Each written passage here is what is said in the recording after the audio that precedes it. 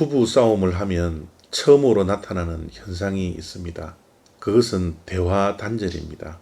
서로 한동안 말을 하지 않죠. 대화 단절이라는 것은 관계가 단절되었다라는 증거입니다.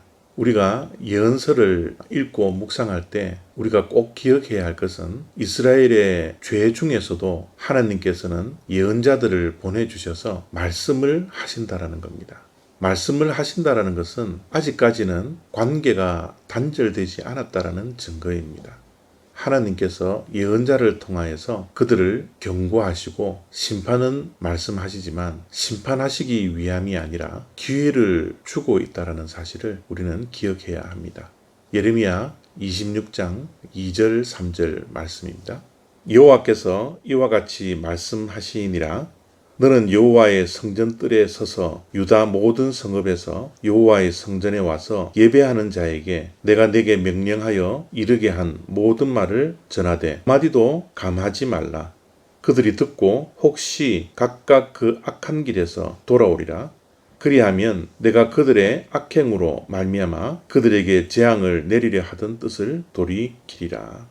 예레미야 선지자를 통하여서 말씀을 듣는 대상이 누구입니까? 성전에 와서 예배하는 자들이라고 말씀을 합니다. 하나님께서 경고하시는 그 대상은 예배하는 자들이라는 거죠. 오늘날 하나님의 경고의 말씀을 들어야 하는 것은 세상 사람이 아니라 예배하고 있는 우리들이라는 것입니다. 하나님의 관심은 물론 세상 사람들에게도 있지만 하나님의 가장 큰 관심은 우리 믿는 자들에게 있습니다. 하나님께서 예레미야 선지자를 통하여서 예배하는 자들에게 말씀하고 있다는 것을 우리가 명심해야 합니다. 하나님께서 말씀하시는 내용이 무엇이죠? 악한 길을 걷는 자들이 하나님의 말씀을 듣고 돌아오면 하나님의 뜻을 돌이키리라 라는 내용이 오늘 우리들에게 주시는 말씀입니다. 하나님의 말씀을 듣는 것이 참 중요하죠. 그런데 이 들을 때 내가 듣고 싶은 말만 듣는 것이 아니라 바르게 들어야 되고 정확하게 듣는 것이 참으로 중요합니다. 그런데 듣는 데만 그치는 것이 아니라 우리가 듣고 은혜 받고 깨우치는 데 그치는 것이 아니라 하나님의 말씀을 바로 듣고 우리가 돌아가야 합니다. 돌이켜야 합니다. 우리가 하나님의 말씀을 듣고 돌아가기 위해서는 철저하게 자기 성찰이 필요하죠. 하나님의 말씀은 내 옆에 있는 사람에게 말씀하는 것이 아니라 내 자신에게 주시는 말씀입니다. 이 말씀을 듣고 우리에게는 변화가 있어야 합니다. 악한 길을 걷는 이스라엘 백성들에게 돌이키라고 말씀을 주신 것처럼 우리들도 말씀을 듣고 우리에게 악한 길이 있지는 않은지, 내가 혹시 악한 길을 걸어가고 있는 것이지는 않은지 우리 자신을 철저하게 성찰해야 합니다. 악한 길이라는 것이 무엇일까요?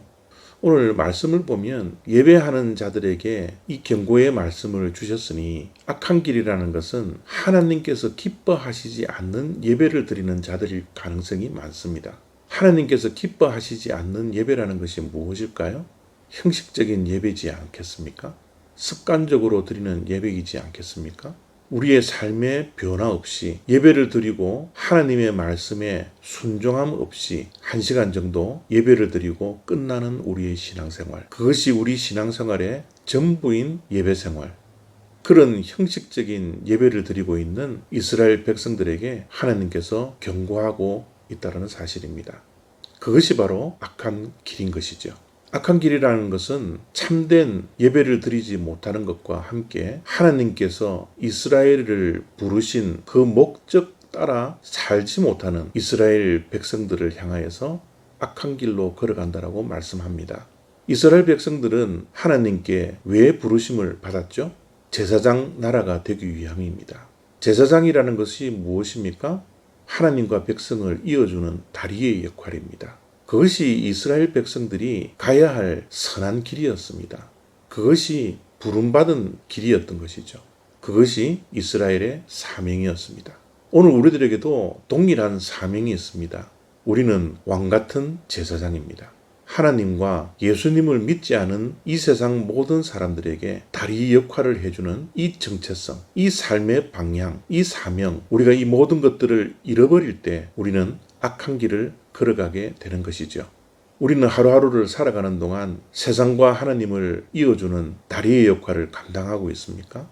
아니면 나 혼자 구원받고 나 혼자 은혜 받는 것으로 그치고 있습니까? 하나님은 우리들의 이런 모습을 보면서 예레미야 말씀을 통하여서 우리 자신을 정확하게 성찰하고 돌이켜 하나님께 돌아오라 말씀하십니다. 오늘 하루 자기 자신을 깊이 성찰하는 복된 하루 되시기를 바랍니다. 감사합니다.